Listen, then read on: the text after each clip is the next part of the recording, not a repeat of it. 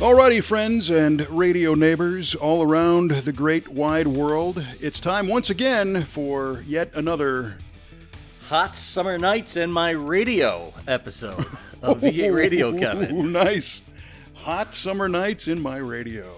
That's, if you're going to have hot summer nights, it's a good place to have them. That's right. Summer has come on with a vengeance lately out here. Yeah. I'm your host, Kevin Oeste, joined as always by our esteemed co-host, Mr. Mike Q-Ball Clarke, who's hot, apparently. Yeah, well, not all of us have air conditioning in our garage, Kevin. Oh, right. Yeah. Yeah. Well, I'll have you know that you are correct. I am very fortunate that I do have a window shaker air conditioner in my garage. But shortly before this broadcast, as I was wrestling with my internal guilt on whether or not I was actually going to fire this thing up, Is that right? I did a little research and found out that the cost to run this air conditioner in my garage window for a 24-hour period is $1.28. So then I said, crank it up.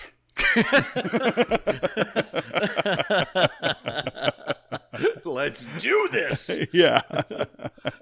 I mean, it's not like it's on all the time. And, Right. you know, as we're recording this, it's the very beginning of July. And, yeah, it's starting to heat up around here, too. And we've been fortunate to not have to run the AC in the house, because, I'm the guy that's always turning the thermostats up and not running it as long as I can. But in this case, it was a little bit sticky in the garage today, so I splurged. Good man. As you should. Yeah. You got to treat yourself every so often. Right. Well, it was just for this. Perfect. Yeah. All for you, listeners. All for you. That's right. So I'm sending some virtual cool your way. Because Right Lord on. knows I don't have any other actual cool. I have no actual cool. So we traditionally start this podcast off with some kind of a trivia question, because this is an automotive show, even though we're talking about air conditioners. Did you happen to prepare an automotive trivia question? I've got one. I did prepare some kind of automotive trivia question, and I'll leave it to you to decide what kind of question that is. All right. Kevin, you no doubt have seen the rise of alternative fuel vehicles. Heck, I see Teslas every day on the road, and it's just going to be getting more and more. But the original alternative fuel vehicle was the steam car. Yes. Made quite a splash, no pun intended, in the States. Hey. But what year was the last production year for a steam car? Wow. And I'm going to tell you what, because this is such a suckhole question, I'm going to give you a 10-year buffer on this. Oh, right on. Yeah. Well, this, I'm certainly not Jay Leno, so I have no idea what this one is. I'm going to make a guess, I think. And I'm going to say that steam power probably started to diminish as the availability of gasoline probably became more prevalent across the United States. Steam, if you had wood and water, you were there. Right. And not everybody had that. So thinking back, to the Rockefellers of the world and the Henry Fords of the world and all that kind of jazz, I'm going to say steam was probably petering out around 1914. 1914. That's my guess. Kevin says 1914. Okay. Yeah. All right. Duly noted, sir. There's a good kind of side tangent along that one.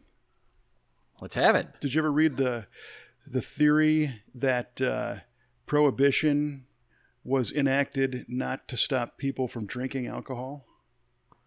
Did you ever hear that? I did not hear that. Henry Ford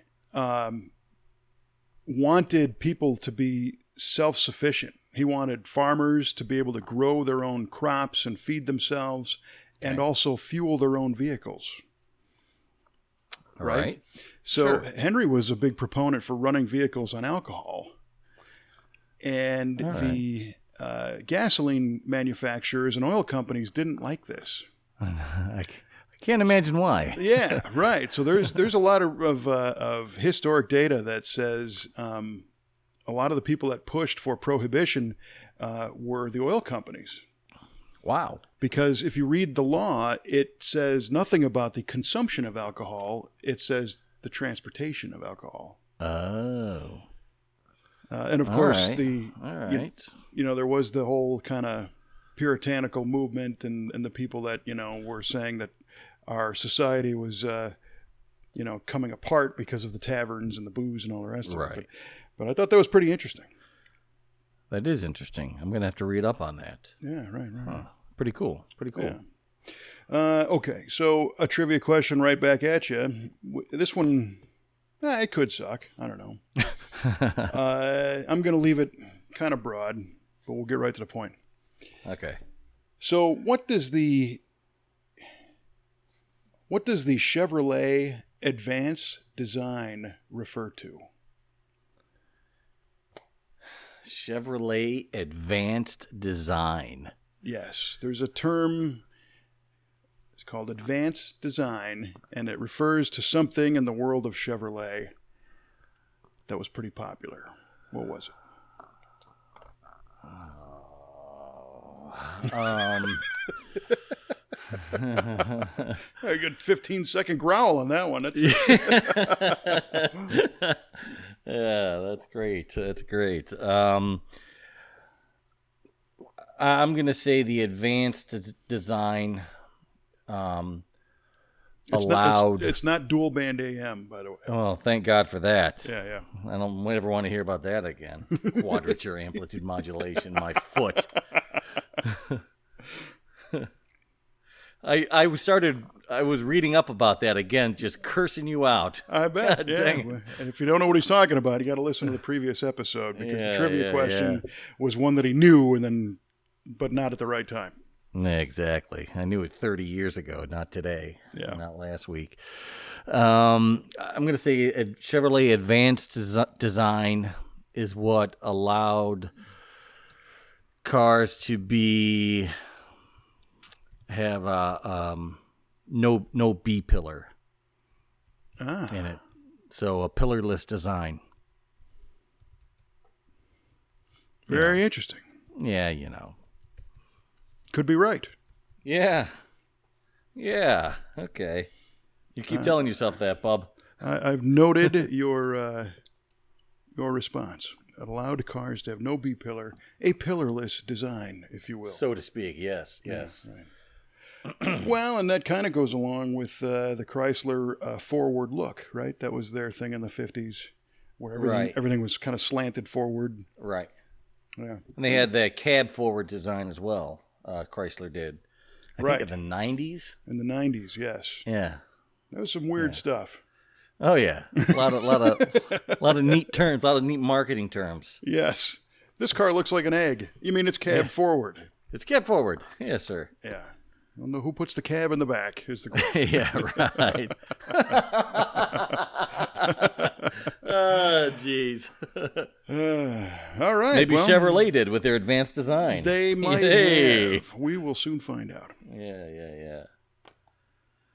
So what else is happening over there? Oh, gosh.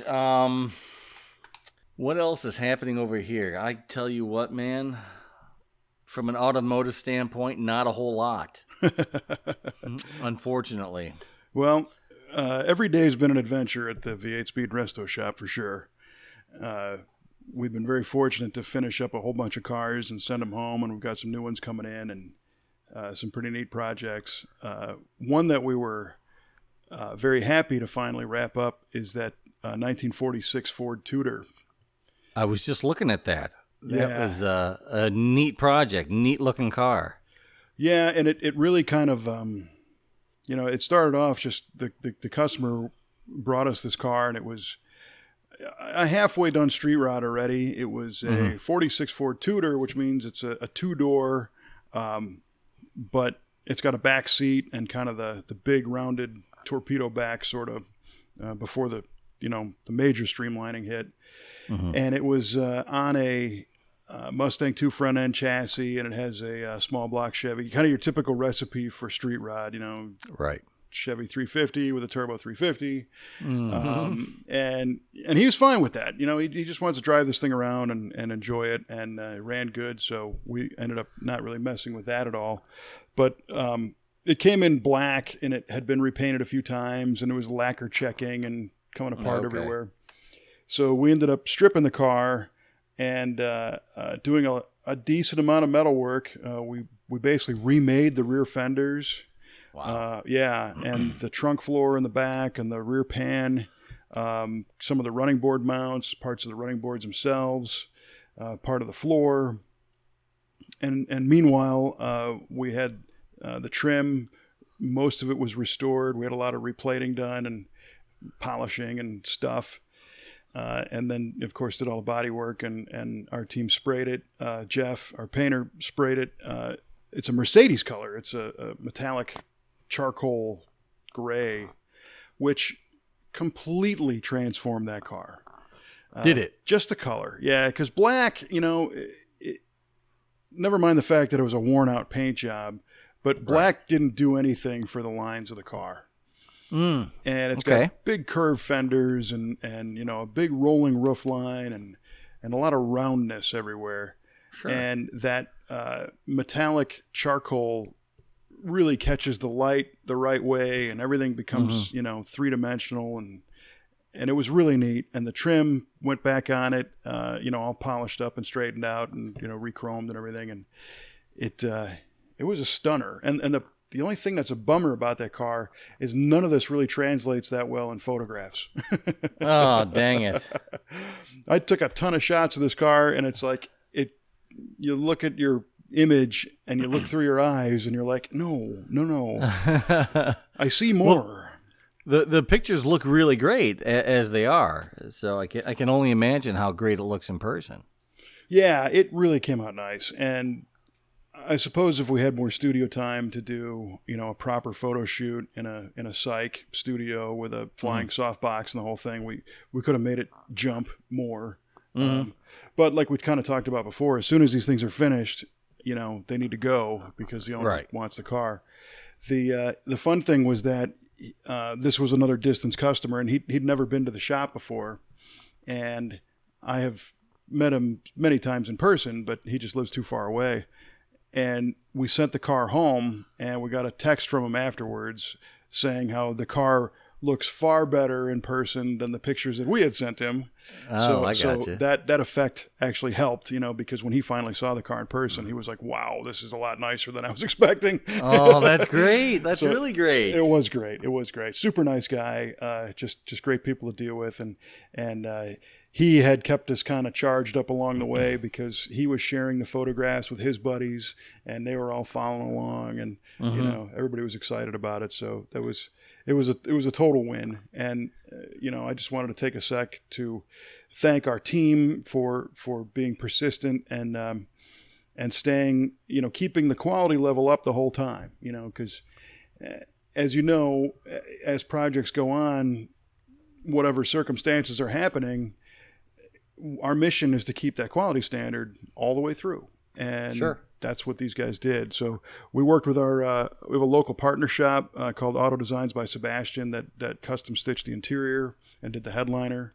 Perfect. And Matt Sebastian and his team did a great job over there too. So it was a nice collaboration, which we've done many times.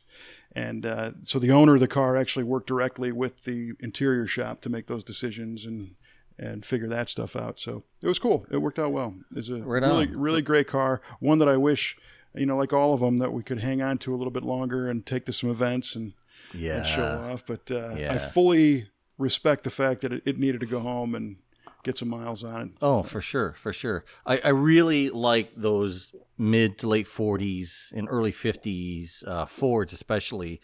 My father-in-law, Jack, grew up in the 50s. He was born in 43, so in mid 50s, late 50s, he was a young kid. He was driving. He used to work in a junkyard, and he used to be able to scrounge parts for his cars. And he had, I think, a 49 Ford back in the day. And when I see these things, it reminds me of him and all the stories he tells me about these cars. And he's like, Mike, you know how you tell the difference between like a 49 and a 50? It's the trunk hinge. The trunk hinges are on the inside on the 50 or something like that. And he knows all those details, all of those details. And he is something else.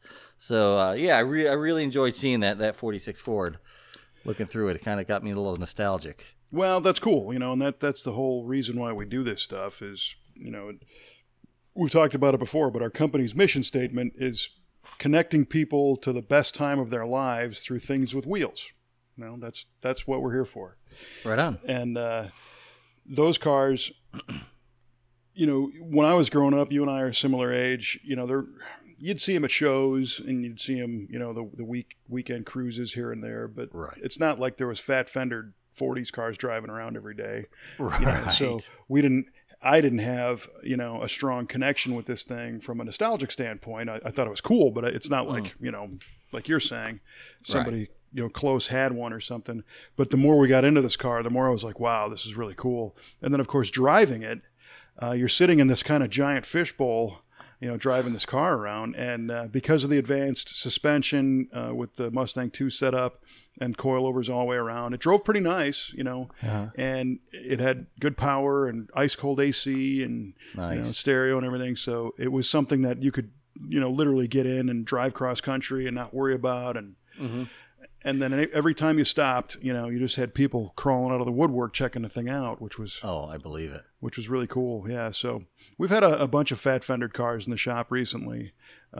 We're in the home stretch on that 39 LaSalle ambulance right now. Oh, man. That's a project, boy. That is a project, and it's a great project with a great customer. And this guy knew what he wanted, and he comes in and so he's kind of the opposite. He's a local customer, and we have an open door policy. So whenever anybody wants to come visit their car, they're more than welcome to. Good. And he comes in and makes decisions, which is great. We present, so along the way on that one, we discovered that all the woodwork inside of the door frames and stuff needed to be repaired or replaced. And nobody had really, accounted for that in the very beginning in our first couple conversations. But we said, hey, this is what we got. And he came in and said, hey, let's do this. Let's fix it, make it right. And heck yeah. And he was also instrumental in keeping the vision to not overdo it. That ambulance was kind of a hand-built thing on the back half, back in the day. So there's pieces of steel that come together that are tacked to wood. And there's tack heads, little nail heads that are still there. And the ambulance company that built it would join these two panels together and run these nails through it and then put a piece of trim over it. So when it was done, you saw the trim, the belt line trim. Oh, wow. But these two skins weren't welded together. They were just nailed together. Gosh. And we immediately were like, yeah, we're going to TIG weld all that together and metal finish it. Right. And he's like, that's not what we're doing here. He said, I want to restore this one. I want this to be kind of the nicest one that company would have ever made. Okay. So all right. We restructured it the exact same way it was back in 39. So it didn't lose any of its character. And it's very, very original. It still has the LaSalle flathead, under the hood. And we rewired it and added some signal lights and a few things, but they're all period correct. And so... Boy, it really kept its soul. Oh, totally. And it's funny you mention that because the guys in the shop were pretty convinced that it was haunted. Because this was a combination vehicle. It was a hearse ambulance. And it was oh my goodness, actually commissioned new in Red Bud, Illinois, where our shop is. Amazing. Back in 39. So people said, you might have got a couple rides in this thing. You might have got a ride to the hospital. And then a ride somewhere else when you were done. Cradle to grave, man. That's Cradle it, to grave. So The crew affectionately named it Josephine for some reason, and at one point there was a cross that was made out of a couple of wrenches that was hanging in the car. Oh my gosh! While they were building it. Oh my gosh! That's awesome. That's amazing. It was pretty funny, yeah. But is that a 6-volt car or is it 12-volt? I think we converted it. Oh, is that right? Yeah, because it certainly was originally, and that was one of the discussions that what kind of upgrade should we do? And he wants to drive it. Yeah. He wants to use it. All right. So I think we made that improvement. Yeah, I think 12 volts the right thing to do. Yeah, it's neat. It's got acres of red paint now. Oh man! It was two-tone, kind of canary yellow and like burgundy when it came in. Is that right? And now it's all red with the big white walls, and it looks far more like an ambulance than a hearse. So, is there going to be any kind of like maybe like gold leaf engine turn lettering on the side or anything like that? You know what there is? There's in the bay windows on the side and back, there is an old a sign moniker kind of that goes in the windows. Oh, okay. Right. So, if you see like a modern hearse, that back side window has the name of the funeral home. Well, right. This has a name in there too. I think it's an ambulance company or something. Oh, okay. And it's in the glass, and I haven't seen that yet. He's been holding on to that, so that's going in. But it would be kind of neat to have that engine turned gold leafing on it. But I think this predates that. Oh, does it? I think, okay. I think that stuff kind of came in maybe in the 40s. I'm envisioning it on fire trucks, and right. Yeah. So I don't know if it would have been appropriate. I think I saw a picture of one similar that had just some, hand painted name on the side, but this one's going to be neat. So we're in like I said, on the home stretch. It should be done in a couple of weeks, hopefully. And that one might be out at the drive-in on display. So. Ooh, wow. Yeah, we're just. All right. It's just timing because I mentioned before our partner interior shop. It goes there next, and those guys, they got the deadline too. So. Sure. Oh yeah. There's a hard deadline on this car for an event that he wants to take it to. So. Yeah. When I left tonight, Jeff, our painter, and Brad, another paint body technician, were hard at work wet sanding and buffing the car tonight. So. Is that right? Oh man, Manischewitz. I like it. Yeah. I like it. Man, it's going to take him 3 years to buff all that paint. Yeah, yeah. That's a lot. It's my goodness. And it's the thing is it's not like it needs. I mean the paint surface came out beautiful right out of the gun. Sure. There's a couple little pieces of dust here and there. But for consistency, you got to cut and buff the whole thing. You can't exactly. That was my point. Not that it was a shoddy job, but it's just you got to make it all consistent. Yeah. But the bummer is then you're doing the whole thing, and that takes time, especially on something that big. So. Yeah. How long is that car? I think it's got to be 25 feet long. It's long. Yeah, it's big. I haven't measured it, but now that I think they're pretty close to getting the front bumper and the rear bumper back on it, and then we'll know the overall length. Sure. But, it's been pretty wild because we're known primarily as a muscle car shop, and we've had some of these 30s and 40s cars come through, and it's variety for the crew. Everybody likes doing them. Sure. And as much as we love 69 Camaros, it's fun to work on something else every once in a while. Could not agree more. Not agree more. I love having variety. Yeah. So, yeah, right on. That is cool. Yeah, I was looking at some pictures of that ambulance too. I love the paint. It looks just dynamite, man. Yeah, so the guys did a tremendous job. Yeah, and that's another one. The quality level was maintained all the way through. Start to finish. Sure. And it shows. So it'd be neat to see that one. I'm actually really excited I hope I have the opportunity to drive that one. Oh yeah. It's gonna scare the crap out Shotgun. of me. You can go lay down and back. Yeah, I will too, man. I'll do it. Because that thing, we're also tasked with doing some brake work on it and some mechanical stuff. When it came in, it was burning the clutch real bad, and the brakes were kind of messed up. So I can't imagine what it's like to drive something that big. That car's not an automatic? No, it's not an automatic. It's a column shift manual. Wow. And the thrill of, driving something like that is that knowing how much work just went into it. You know? Oh, yeah. Oh, for sure. That's So, got to just be really daunting, driving something that big. well, and even like that 46 Ford. I mean, I know how long it was in our shop and how much effort was put into making everything super straight, and you don't want to chip it or scratch it or do anything to it.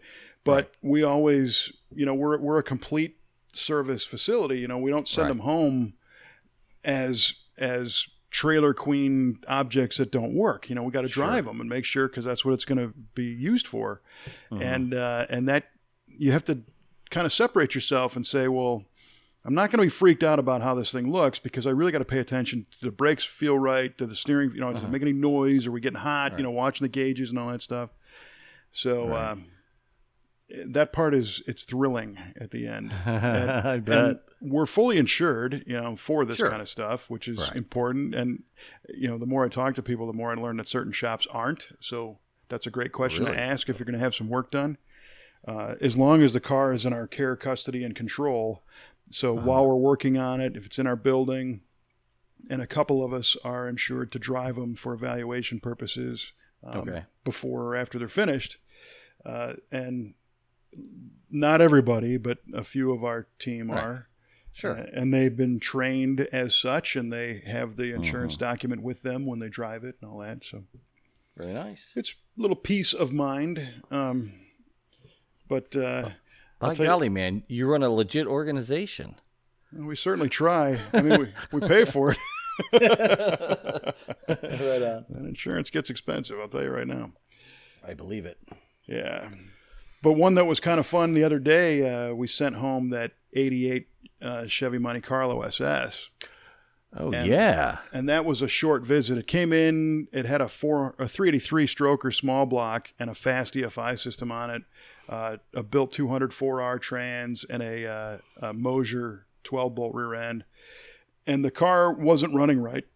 And we had learned that something was up with the fast EFI system, so we sent that back to fast, and they fixed it and updated it, which was cool. And then we learned that there was a couple of flat lobes on the cam. Oof. And it was taking down the engine. Ooh. And we see it over and over again in these flat Tepa cams. You're there. Oh, I lived it, baby. I lived it. Yep. So oh man, ended up getting a Blueprint crate engine, 400 small block, full roller with a dyno sheet. The thing made 521 horsepower. What? Yeah, out of a 400 small block. Normally aspirated. Normally aspirated, yeah. And then we put the updated fast easy sportsman system on that, and that car was wonderful. It was just so cool. Yeah, right. And luckily the customer was very cool about it, and he didn't come to us for a new engine. He came for kind of a tune-up. Sure. Things, as we unveiled things, they the plan kind of changed. But now he's got a full roller engine. It should last forever. It's warranted, which is great. That is great. And that was a car that when you and I did our music show, we talked about how a good friend of mine had an 87 Monte Carlo SS. Right. This was its evil twin, except with a lot more power. And it was so much fun. I got to do the evaluation, before we sent it home, and drove it around a little bit. And it was like, that just took me straight back. It was like, wow. Oh, right on. Well, when you just had that, you put out that V8 radio promo, and you had that 80. Is that an 87? Well, it's the same car, and I called it an 87 in the promo by accident because my mind was stuck at 87, but that was the car. It's 88. Yeah. Okay. When I was in high school, a kid I knew, his parents had a little bit of money, and they gave him a brand new 87 Monte Carlo SS. There you go. And I thought that car was the fastest thing on the planet, man, because I'm used to driving. I had a 74 slant 6 Duster, for Pete's sake. Yeah, right. And this thing just blew everything away. Well, I mean, it was brand new. It was tight. It was nice. It was no creaks, no rattles. And it handled so well. I couldn't believe how well it handled for that big of a car. They were great cars. And so I had the same story. My buddy Mark He got one in 1990, so it was 3 years old. Okay. And we spent the whole summer after I graduated high school in that car. And I was driving a 75 Plymouth Scamp with a 225 slant six. So you and I were both in the slow drags. And yes, that 305 HO, that 305 HO in that Monte Carlo seemed, I mean, to me, it wasn't the fastest car in the world because I had some friends that had far faster cars. But that thing pegged the fun meter all the way around. Oh, yeah. It had the best stereo out of all of them. T-tops. It had great looks, and it handled really, really well. You're right. The thing. Yeah. So again, that was a trip instantly right back to the summer of 1990. Nice. When we did this one the other day, so it was cool. That is cool. Right on, man. Right on. And then kind of, we were talking before about how, we build a lot of 69 Camaros. We got some really great news the other day that, speaking of fast and speaking of 69 Camaros, the Goodguys Columbus show is coming up. And that is the event that has the Street Machine of the Year award. It's a big show. And this year, they're doing something called the Summer of 69, which is a tribute to the 69 Camaro being 50 years old this year. And we're very fortunate to learn that the Comp Cams Camaro that we restored will be on display there, which is awesome. Yeah. Yeah. And I think they're going to have 130 Camaros on display. It's a big show for Camaros. Holy cow. And that's one of them. And then the Lose Change Camaro that we did a few years ago is also going to be on display in the indoor section of that show. Right on, man. Yeah, That's a really pretty car. That's a great car. Yeah. And we'll have two of them there. So it's a tremendous honor to be included in the Summer of 69 display, and especially with two cars. It's pretty incredible. So that's a couple feathers in your cap. Very nice. And I just love the fact that those cars are out there, and I talked to the guys at Comp, and they said, they've had a couple little, hiccups here and there, but overall the car's doing well, and the Lose Change car is doing very well. So Tyler Dennison, one of our technicians, he did a lot of work on the Comp Cams car. He's going to be down there hanging out with that one. And then Trevor did kind of the lion's share of the work on the Lose Change car, so he's going to head out and hang out with that one. So now I'm sorry. Go ahead. The Lose Change, that has does that have an LSA in it? That's an LSA. It's got a different cam and valve springs and blower pulleys. I think at the end of the day, that thing made, 630 or 640 horsepower, somewhere around there. Whoa. Yeah. And great drivability, full Detroit speed suspension, and great brakes and forge line wheels, and the whole book of pro touring is in that car for sure. Nice, the whole catalog. Yeah, the custom roll cage and a T56 Magnum 6-speed that we got through Modern Driveline, and that's also the car that we made a custom hood for that used the ZL1 Camaro carbon fiber hood insert. Oh, so right. A steel hood with that carbon insert molded in. We did a lot of little custom tricks on that. We flattened the hood peak and the peak on the filler panel in the front, so the nose is a lot flatter and it looks more modern. Of course, we cut and tucked all the bumpers. The owner, Lou, and his son Dan, is a brilliant designer and actually worked for GM for a while. And he designed the grille. He designed the whole car, and then we built it.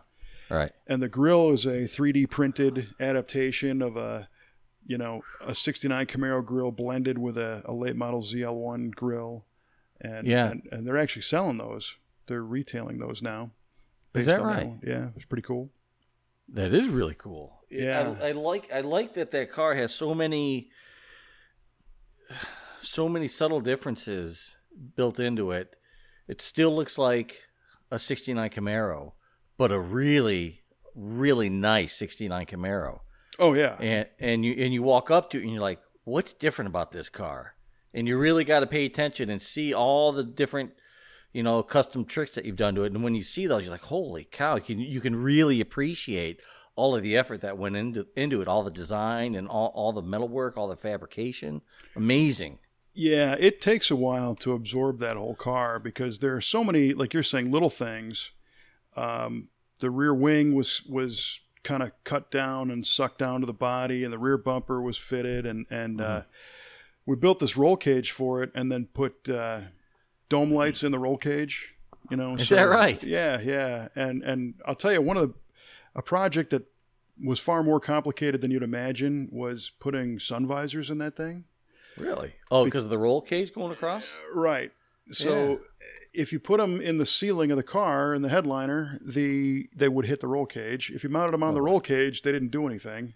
So we had to kind of split the difference and make that all work. And it's got a modern compass mirror with lights in it and everything. And okay. Just some little things, but they all add up to be a big thing, Right. Oh yeah. Boy, howdy. Yeah, that's. I remember when that car was completed. I was really stoked about it. It was quite an undertaking and quite an accomplishment. So yeah, well, the team again really hit a home run, and it went over very well at SEMA. It was in the Toyo Tires Tread Pass display. With a whole bunch of world-class cars, and it stood out there. And I think what's cool about that car is it's kind of racy looking. It's got a black stripe up the hood and also over the roof, and then on the deck. And that over the roof stripe, I think really pulls it together and makes it fun. Makes it more of a race car appearance. But then when you start to see how nice everything, you're just like, wow, this is really something else. That's really special. Yeah. Oh man, no doubt. The color on that car, everybody thought it's Hugger orange, but it's not. It's actually a Volkswagen color. Is that right? It's called Mars Red, and it was like a 1974 Volkswagen color. And on the can, it's German, and it's called Marsrot. Oh gosh. Das ist gut, ja. Yeah, Marsrot. Yes. So that was man. Kind of interesting. And then we did a charcoal accent on the tail panel, and that matches the wheels, and again, lots of subtle things. So yeah, it was a fun car. Oh, right on, man. Right so on. We invite everybody to Columbus to go check it out in person, along with the Comp Cams Camaro, and along with the other 128 super bad Camaros that are going to be on display there, because there's a lot of them. You're going to be there, right? Kelly and I are slated to be there right now, but there's a possibility we have to be somewhere else. Okay, I see. So I'm hoping we're there. Okay. But then again, there's all kinds of stuff going on. Like I said, our summer is really on fire right now. Right. With different events and different things. So we might have to be somewhere else. Kind of in that part of the country, but maybe not there. But we'll see. Dig it. Yeah. Well, I know if you are there at Good Guys, you'll get some really great shots of all those sweet 69 Camaros and share them with the rest of us. Well, Trevor is going to shoot some pictures. Okay. He's got quite the eye as well, so he's going to take a lot of pictures and maybe shoot some video of everything. And it's going to be a neat show. Right on. Yeah. Right on.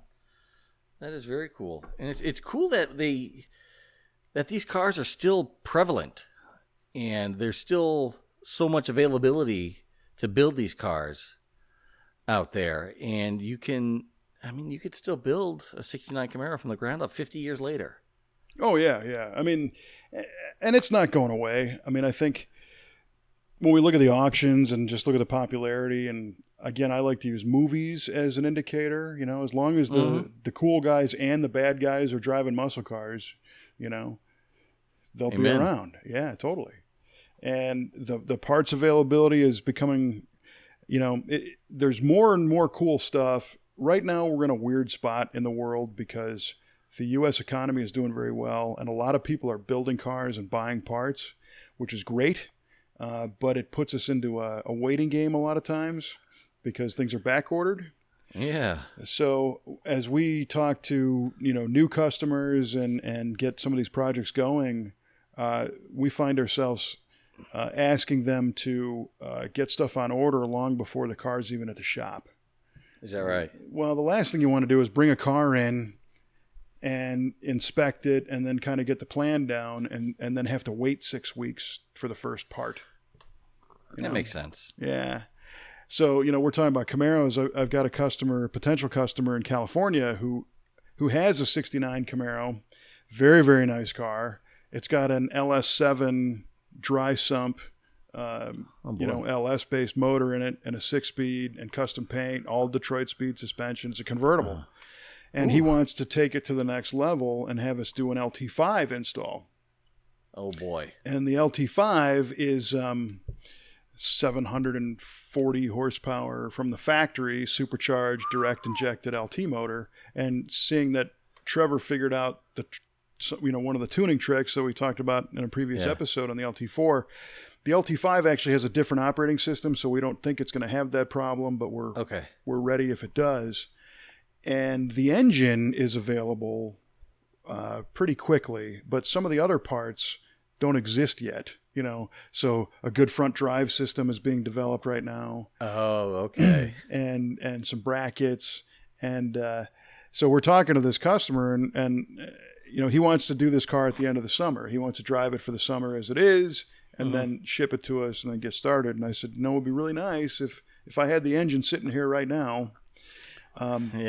Because he doesn't want a stock LT5, No, who wants a stock LT5? Right. Jesus, man. What are we, barbarians? For Christ's sake. So, no, he wants around 1,000 horsepower out of his. So that means... why not? Well, if you can, Yeah. So the heads have to come off, and we're going to send them to our friends at Fast Times Motorworks to get the heads ported.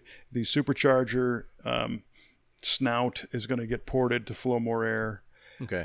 We might do a cam swap, do a overdrive pulley system on it to spin the supercharger a little faster, and then upgrade the injectors and the fuel system to be able to push more fuel through it, and then of course an accompanying tune.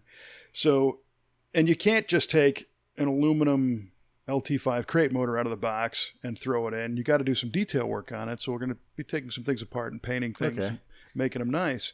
So it'd be nice to have that engine now to be able to get the heads done and the intake done and the detail work, so that when the car arrives, we can just yank the LS7 out, drop this one in, and Bob's your uncle. You're ready to go. Press on. Yeah. So that, by the way, was a giant oversimplification. Is that right? Yeah, a little bit. Just slap it in, slap it out. It's all good to go. Right. Be done by lunch. Yeah. So I was speaking with our friend Casey Wegner at Wegner Motorsports. He has an LT5 as of today on his engine dyno and his development department, and he's working on the front drive accessory belt system. Okay. Because in the modern cars, they don't have power steering, so you have to add a power steering pump to it because they're electric steering. Oh, right. Stuff like that. Ah, yes. And then he's going to move the compressor from the AC compressor needs to go up higher on the engine from being down low, so that it fits in the subframe and all that kind of stuff. So. Oh man, lots of work. Decent amount of work. And this car already, it's kind of a purplish dark blue with a silver stripe on it, and it stops traffic everywhere it goes. But with the LT5 in it, it's going to be ridiculous, So, man. God bless you, aftermarket. Right. So, I mean, it's a great example of what you're talking about.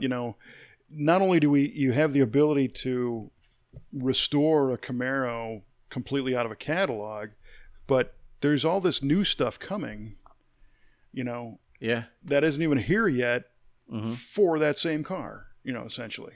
Yeah. Amazing. I mean, that really accentuates why organizations like, this isn't a SEMA commercial, but why organizations like SEMA are so important to support this aftermarket that we all love, and keep our industry guys in the industry. Our industry guys. That's right, man. That's right. I know one of them. Yeah. You caught that in the promo I saw too. Ira. Yeah, right on. Yeah, and there's all kinds of stuff coming, and the only thing that's got everybody kind of spooked right now is the next generation of engine management is going to be cloud-based. And I think we touched on this in the past. Right. Well, yeah, with the new Corvette. Right. It's a great example. So there are guys that can't tune those cars because you put a calibration in it and you wake up the next morning and it's reverted back to stock. Yeah. So what I think is the aftermarket engine management program is going to become more robust to be able to work on these cars. So like Holley, for example, I know they're already developing their direct injection program for their Terminator series and Dominator series EFI systems to accommodate that kind of stuff because, the engine hardware is so awesome. It's a sin not to be able to transplant it into a different car. Exactly. You're absolutely right. It begs for it. I mean, all the way from the first Chevy small block till now, it begs to be in a different chassis. Yep, totally.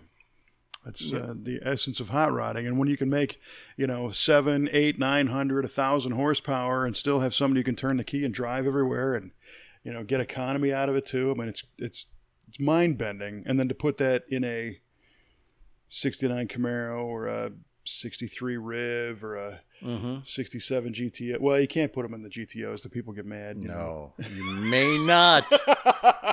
You may not, sir. We started a little bit of a comment fury the other day when we shared the picture of that 79 Trans Am with the LS3 that we did. It got a little backlash saying should have left it alone. And I was telling people that was an Oldsmobile powered car. It was an Olds 403. It was not a Pontiac powered car to start. Never had a Pontiac in it. So let it go. Mm-hmm. We more than doubled the power in every metric you can imagine, and doubled the fuel economy. Amazing. I mean, you couldn't the LT5 as a great example. You couldn't build a streetable engine like that. That would start up, not overheat, not chug in traffic. You couldn't do that. No, 25 years ago, you couldn't do it 20 years ago. Yeah, I mean, it just didn't happen. It's amazing the range that these engines can handle from economy, power, daily drivability, everything. It's amazing, unreal. Yeah, and the great thing is. If you have certain cars, and kind of sticking with that LS platform, Holley in particular has been leading the charge, and BRP Hot Rods is another one that has been leading the charge on doing stem to stern swap kits. So from BRP you can get engine mounts, headers, transmission mount, a front accessory drive. Exhaust, basically all in one box to do an LS swap into a whole bunch of different cars. That's crazy. And Holley's doing the same thing where their front drive systems, they've got one that's really cool. It's a mid-mount, and it doesn't really have any brackets. It's essentially a new water pump, and everything bolts right to the water pump. Holy cow. Yeah, and it holds the alternator and the steering pump off to the sides, and then you've got your AC compressor. Anyway, you can get that front drive and the engine brackets and the headers and the trans cross member and an exhaust kit all in one box. And then they send a radiator with it and electric fans, plus their EFI system. They now have come out with the Terminator X, it's called, which is an LS kind of specific EFI system that runs not only the engine but also controls all the automatic electronic transmissions. Oh wow! Which you used to have to step up and go to a Dominator, which was the kind of the high level. This one is not as expensive as a Dominator, but has that same functionality in it. So now when people call and they're like, "Hey, I want to do and those swap kits are now for Chevelles. I think they've got them for C10 pickups. They got them for the Camaro Firebird F bodies." And then there's there's a new term, by the way. It used to be universal, right? Yeah. And of course we used to joke that universal means it doesn't fit anything in the universe. Yeah, exactly. It's the term universal has gone away. Now it's called a builder's kit. Oh, is that right? Oh my God. So you'll see exhaust systems that are a builder's kit, which means it's not really designed to fit anything, but you can probably make it work, you know. Right. Oh, good heavens. Which, I mean, that's a much better term if you think about it. It is. It's a bit more accurate. Yeah. So there's all these things, you know, to transplant all this stuff, and some people complain because they're like, you know, you're hot rodding out of a catalog. You know, you're buying parts and just bolting them on and whatever. Right. And what I say to that is, look, it's our mission to get you going down the road in your car as soon as possible. Mm-hmm. Right?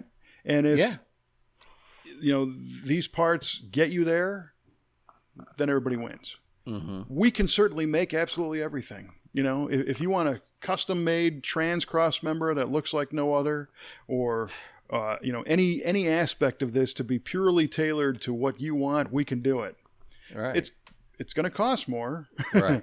Oh yeah. You know, but it's going to be cool. So there's the option. You know, you can do the full-on custom-made hot rodded thing, or maybe get the fundamentals out of off the shelf and bolt them in and rock and roll that way. So sure.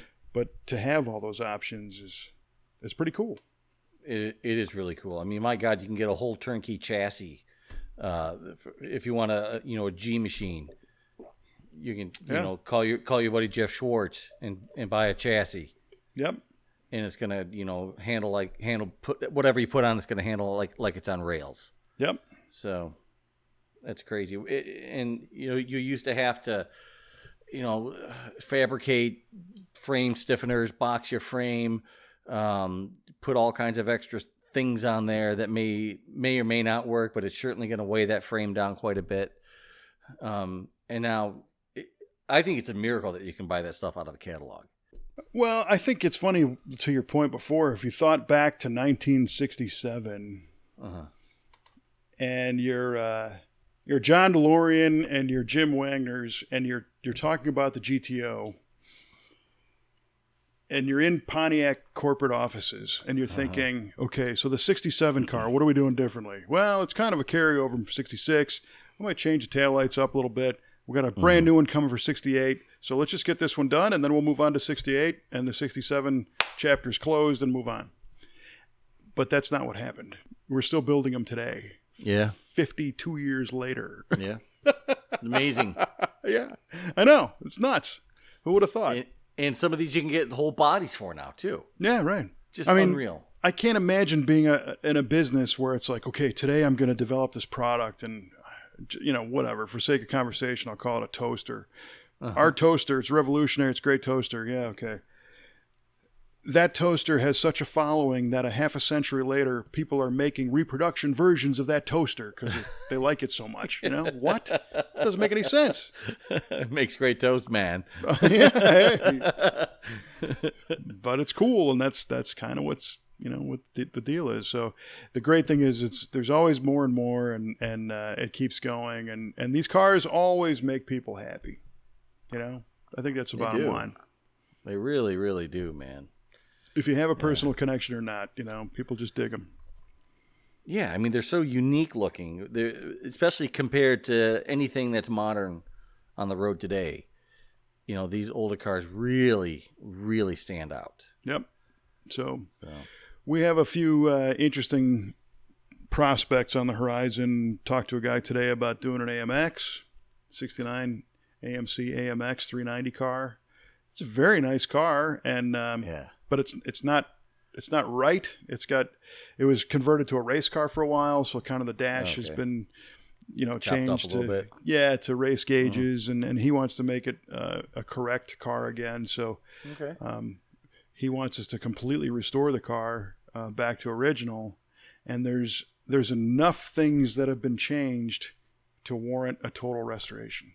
Okay. Oh, you man. Yeah. So not too many AMXs flowing through there, is there? No. In general.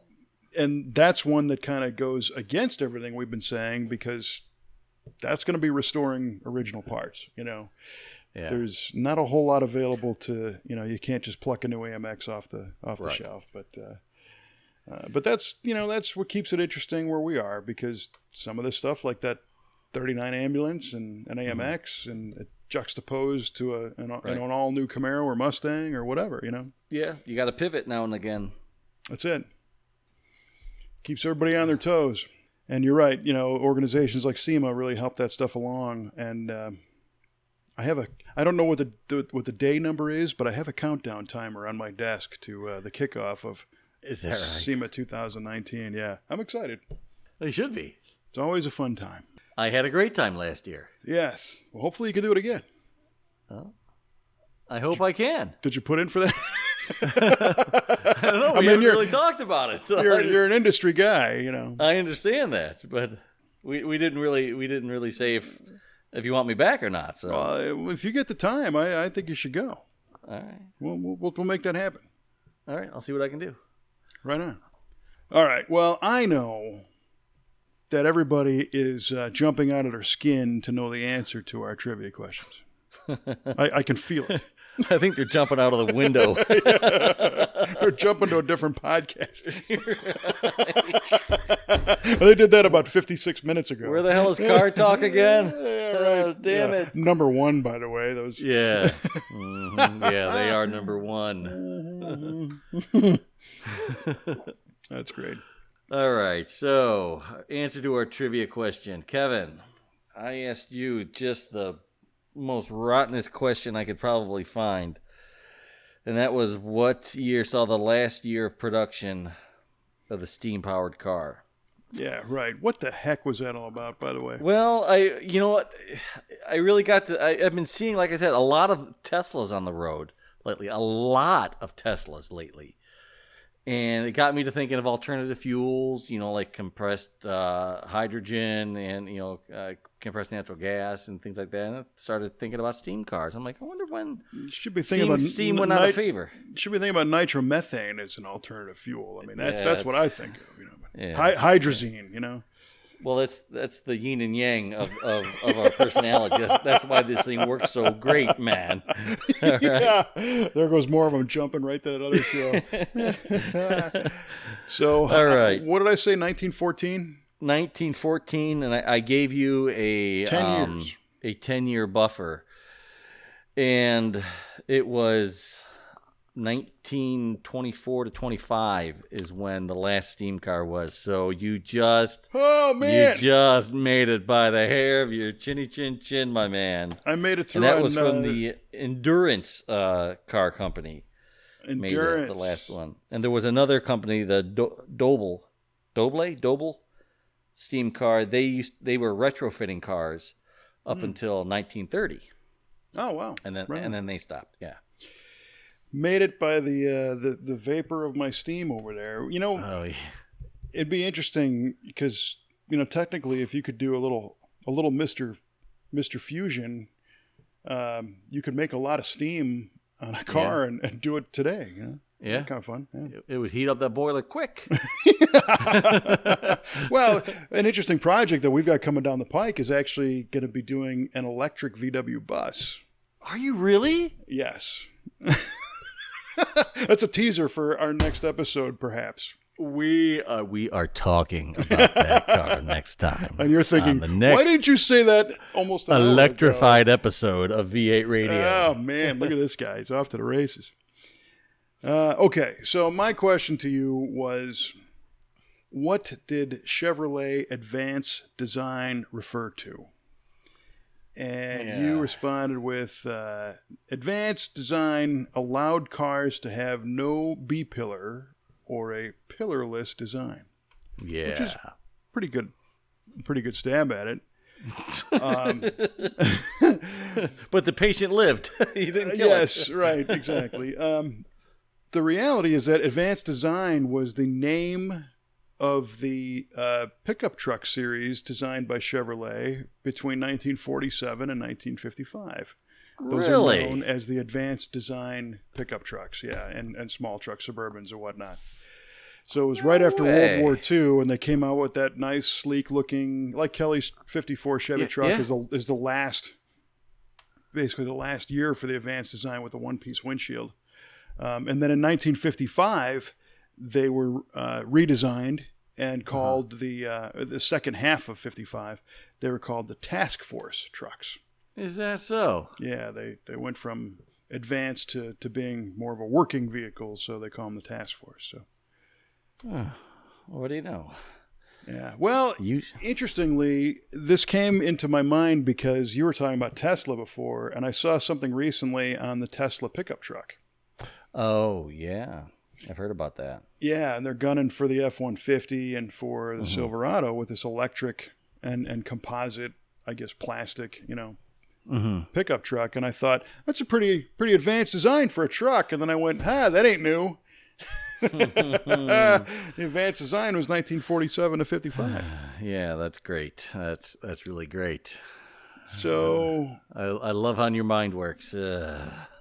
Yeah, it wasn't the pillarless design after all, but no, is what it is. So yeah, but I'll admit I got lucky this time. Man, I thought you were gonna nail it too. 24. That's a lot longer 24, 25. A lot later than I thought. Yeah, I guess after the electric starter came into vogue, steam started steadily declining. So it wasn't gasoline; it was the electric starter. Correct. See, I was wrong there. It's all right. Still got the damn question right, though. Well, only because of your generosity of 10 years, Well, because I knew what a jag-off question that was. All right. Well, thank you. You're welcome. For giving me the jag-off allowance this week. I had another question on tap, but I'm like, I can't ask that. It's just what was it? What's the shortest? We were talking about the longest interstate highway. I was going to ask you what the shortest one was. Well, it's got to be interstate, so like across Maine or something, 86 miles or some crap. It's actually I-95 through D.C. It's 0.11 miles. Yeah, that's something else. Yeah, I guess interstate DC's. Yeah, wow. Yeah. Well, thank you for that, because Yeah, you're welcome. At least really I gave you something that you could hit. Take the hint. I gave you something you could make. Yes. Well, very nice. Well, this was fun as always. Appreciate the time. Likewise, it was great. We encourage you to subscribe to this nonsense if you're into this kind of thing. If you hung with it this long, the least you can do is sign up to hear more of it, right? Who doesn't want to hear more? Yeah. And you can find us on iTunes, on Google Play, on TuneIn Radio, on Stitcher. Where else? Podchaser? Podchaser, yeah. We're doing good on Podchaser. Of course, our Facebook page and our V8radio.com website. Anywhere you want to hear podcasts, you can probably find us. As much as they try to shoo us off, we keep coming back. We're like cockroaches. That's right. And we appreciate everybody for tuning in and listening. And Q, as always, was a good time. Likewise, it was a great time. Appreciate it. Thank you. Yep, thank you. And we will chat with you next time on V8 Radio.